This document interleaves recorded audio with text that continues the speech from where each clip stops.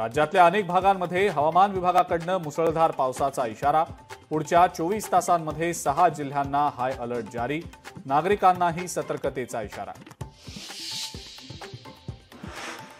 भाजप सोडून कुणाशीही युती करण्यास शरद पवार तयार। काका पुतण्या पुन्हा एकत्र येण्याची शक्यता, सूत्रांची माहिती।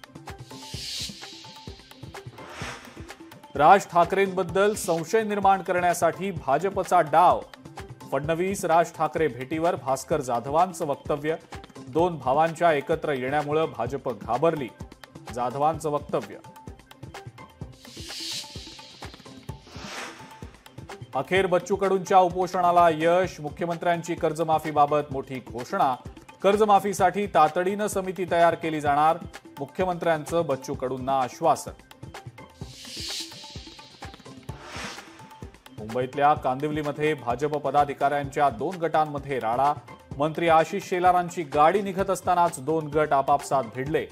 मुंबई भाजपमधला अंतर्गत वाद चव्हाट्यावर।